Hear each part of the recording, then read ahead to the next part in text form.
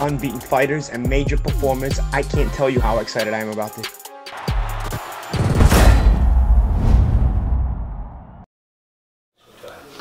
Wingy Boxing IFL TV in association with MTK Global. I'm here with Tom Farrell.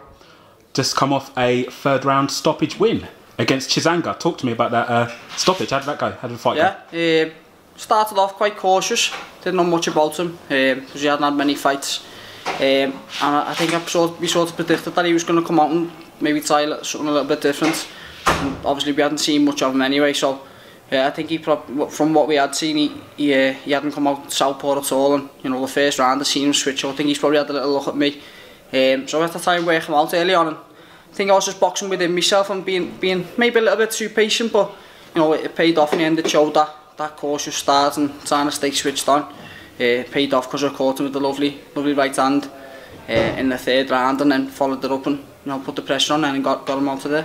What's it like when you got an opponent when you haven't seen much of them? What sort of game plan do you construct for that type of fight, or do you just see what happens, adapt as you're going on? I think as a fighter, I think I am very adaptable anyway. I like to leave me coach to sort of do the research on the fighter and have a little look.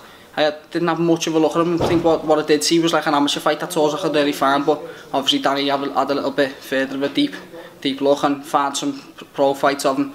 And he came up with the game plan, and the game plan was always to take my time and be patient and be cautious and watch the unsuspected shots coming that he was going to throw. And again, talk through the punch sequence for that stoppage. It was a I think I hit him with a little lay back right hand.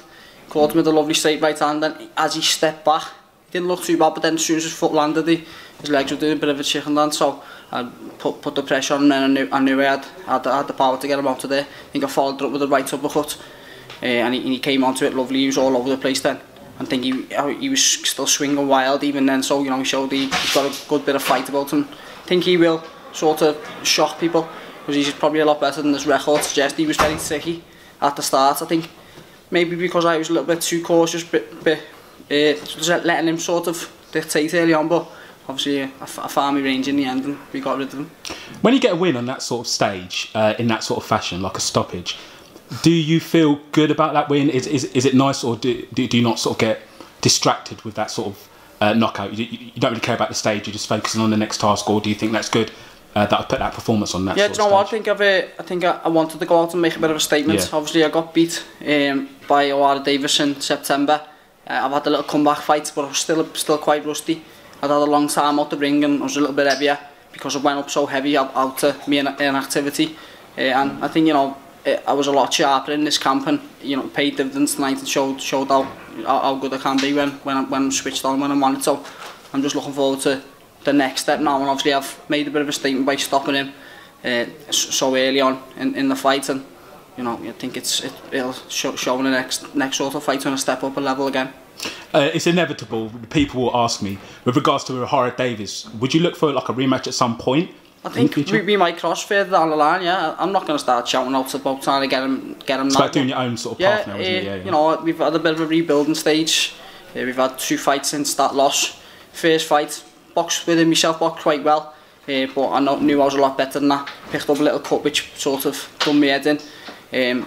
So I restricted me from sparring for this camp. So I think there I've just sort of shown in a few rounds off one spar that I'll be a force to be reckoned with when I'm in full flow and I'm training hard and getting the quality sparring in. So yeah, I'm looking forward to carrying on my journey. And if our paths meet, then so be it. It's not a fight that I'd shy away from. I think I'd box him a lot differently this time, knowing what I know now. And are you looking to sort of get momentum back with another opponent of this sort of type, or are you going to step up a bit more of a high level for your next sort of fight? Who knows? Depends what comes along. Yeah, see what Steve Wood's got in mind, see what Eddie Hearn's got planned in Liverpool, because I'm sure he'll be looking for me to fill the arena and get in a big fight. And I want to be in a big fight. I don't want to be a... Is it like Nurse Catterall and that sort of thing, is it? Yeah, Catterall's vacated that title, so that title became vacant.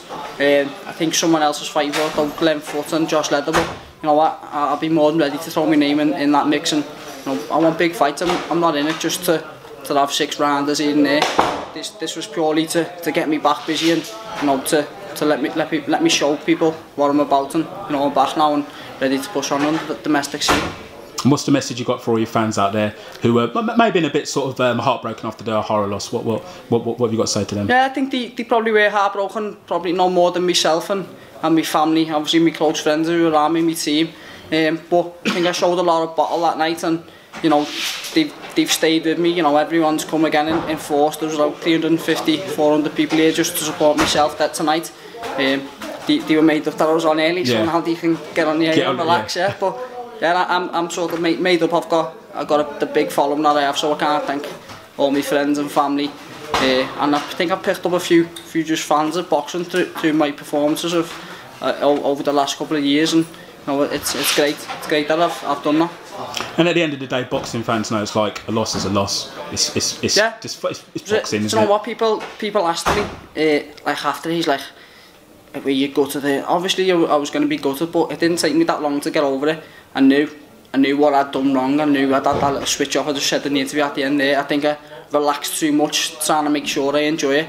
I think tonight I was a little bit more switched on, and I didn't let myself sort of go away and think about anything else. I just wanted to get that win and, you know, perform well. So I think it's standing me in good stead for future fights where I'm in big fights where you know, there's a lot of pressure. I was so high up the bill, and I'm just looking forward to work my way back up to get to that stage where I am on like chief support and, you know, top of the bill in the Echo Arena soon. And what would you do differently if you got the Ohara rematch? Because that is a big fight, isn't it? Yeah, I'm not going to tell him too much. I'm not going to tell him too much, because I know he'll be watching. I know he'll be watching the video, and he'll probably be giving me a load of stick.